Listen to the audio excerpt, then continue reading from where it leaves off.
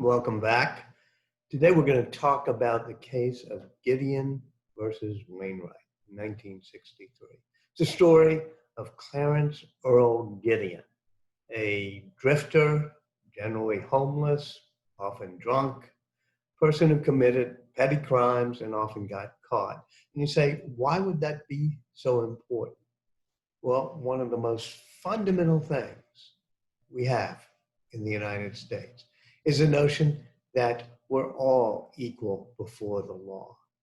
And the only way that can truly happen is if everybody has the same right to have a lawyer defending them. In other words, some of these abstract rights, like due process of law, only work if you implement them. If you say some people have lawyers and some people don't, then you don't have equal protection under the law. Now, another reason I love this case is the greatest book about the Supreme Court that I've ever read is Anthony Lewis's Gideon's Trumpet. Just a wonderful, I signed the first 20 or 30 pages of it for reading, but you should get the book and read the whole thing. Also, if you want, they made a movie out of it. Henry Fonda played Gideon. It's just an absolute wonderful movie and book about how the Supreme Court works, but also about our rights. Anthony Lewis was a New York Times columnist, but he was somebody who had a particular interest in constitutional law.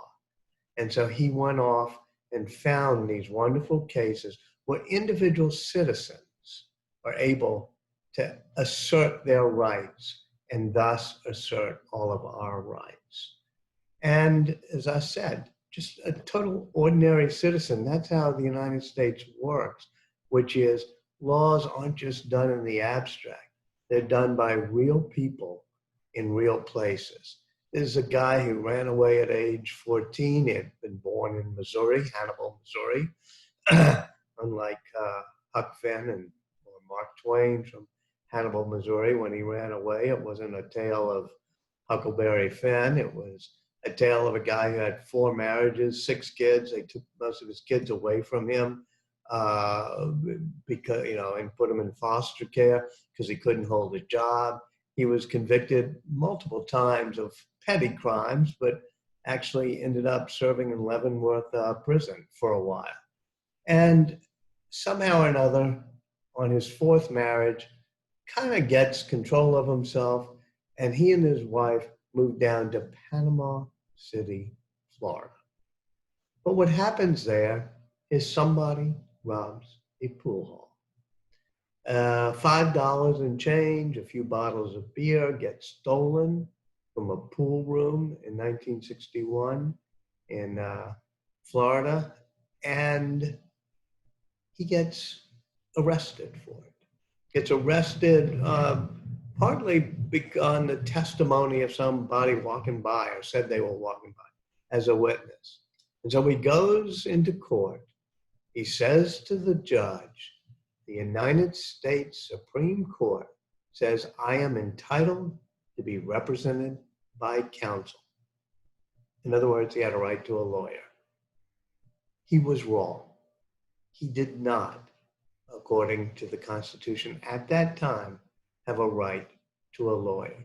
Because even though the Constitution talks about due process of law and the right to counsel, a Supreme Court decision in 1942 named Betts versus Brady said that unless it was a major felony, unless it was something that truly was going to deprive somebody of their life or liberty, you didn't have a right to a court-appointed and court-paid-for counsel in state trials. It was up to the state to decide whether there were such things. And so what happens is Gideon, after he's denied the right to have a counsel, ends up doing a petition. The way you can do it, just a pencil-written petition to the Supreme Court of the United States. He was allowed to have 2 letters a week in the Florida jail. He used it studying the law quite a bit, writing back and forth, getting advice, and then writing this petition. And you could tell he had studied the law a whole lot. He had totally geeked out on law books while behind bars. And he even writes the way in that legalese. It begins, if you look down there and you see his pencil on the lined pieces of paper that the Florida prison allowed him to have, he begins by saying, "Comes now the petitioner, Clarence Earl Gideon, a citizen of the United States, in proper person and appearing as his own counsel." What he did was that he said the Fifth Amendment, the Sixth Amendment, and the 14th Amendment said that he had the right to a lawyer. Fifth Amendment says no person shall be deprived of life, liberty, or process without due process of law. And he said that meant he needed a lawyer. The Sixth Amendment adds to that, and it says in criminal prosecutions of a speedy and public trial, impartial jury, and if you read the end of that clause there, it says, and to have the assistance of counsel for his defense. Now, as I said, that did not apply to state courts, according to Betts v. Brady, that for crimes that were just state crimes, the U.S. Constitution's rights to having a assistance of counsel for defense did not apply on state level.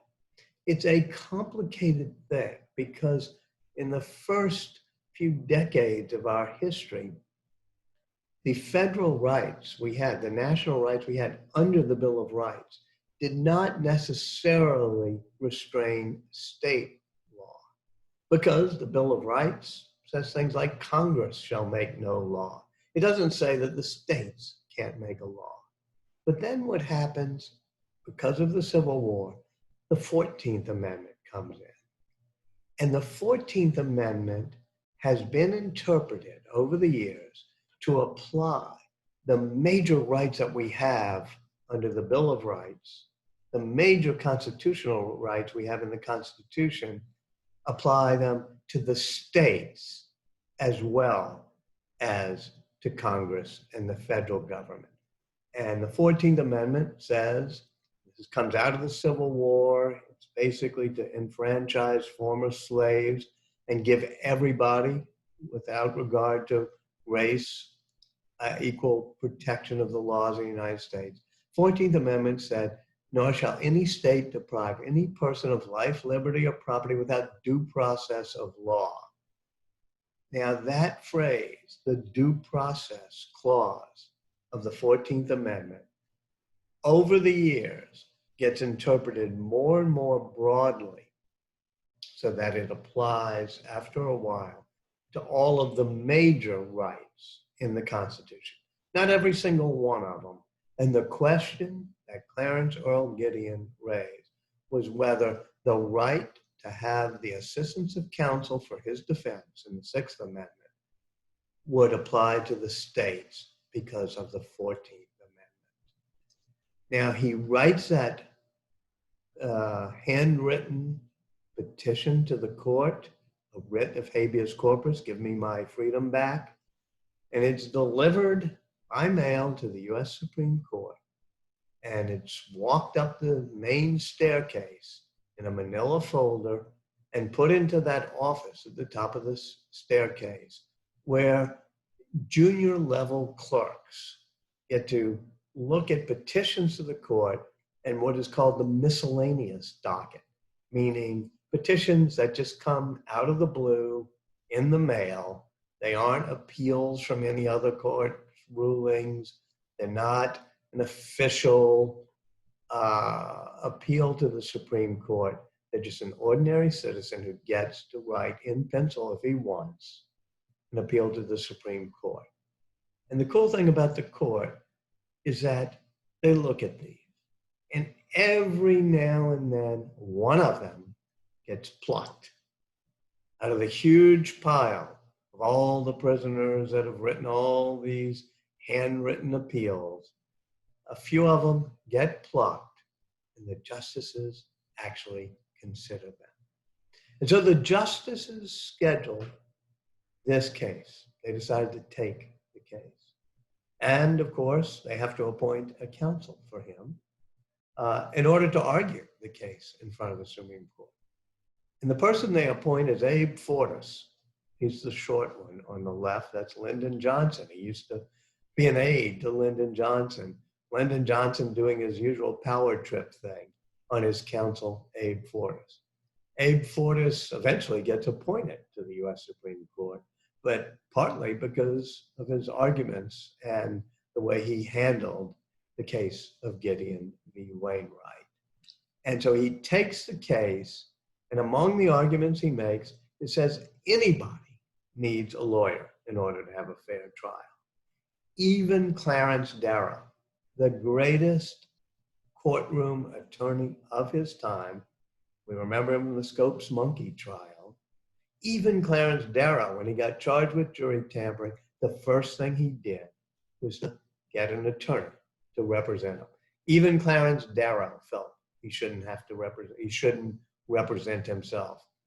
As the old legal saying goes, any person who represents himself has got a fool for a client, any lawyer who does that. And so Fortas makes that and many other arguments to the Supreme Court. And in the end, it's a unanimous decision. Justice Hugo Black writes for the court, and he says, every defendant stands equal before the law. This noble ideal cannot be realized if the poor man charged with crime has to face his accusers without a lawyer to assist him. In other words, it's a noble idea, but it only works if you put it into practice. And that's what Clarence Earl Gideon insisted that they do. Now, Clarence Earl Gideon ended up getting a new trial. He got a lawyer for the second trial. The lawyer was able to pick apart the account of the eyewitness, and even to show that the eyewitness was there serving as a lookout for another gang that was doing some burglaries.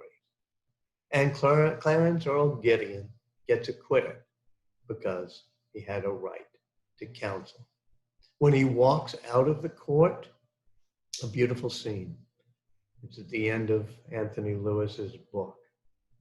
If you watch the movie, there's something really cool, because there's Henry Fonda playing Clarence Earl Gideon and all the other great actors.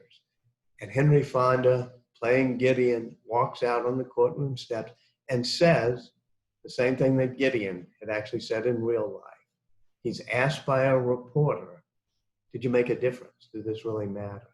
And he said, well, it did. It did. And at the end of the movie, the reason it's so cool, if you watch that scene and you see the reporter asking the question, and Clarence Earl Gideon saying, I did, I think I did. It did make a difference. That reporter asking the question is Anthony Lewis, because they were making a movie out of his book. He got to have a little cameo role, and he played that cameo at the very last scene of the movie. So make sure you watch that. Clarence Earl Gideon settled down, ended up getting a job, but more importantly, he ended up being one of those people, just by his sense of justice that he felt was offended, was able to push the arc of history a little bit further so that it curved towards justice. And one of the most important rights we have now is the right to counsel. And it came just because a guy in jail in Florida kept writing petitions and finally got one that was heard by the U.S. Supreme Court. Thanks.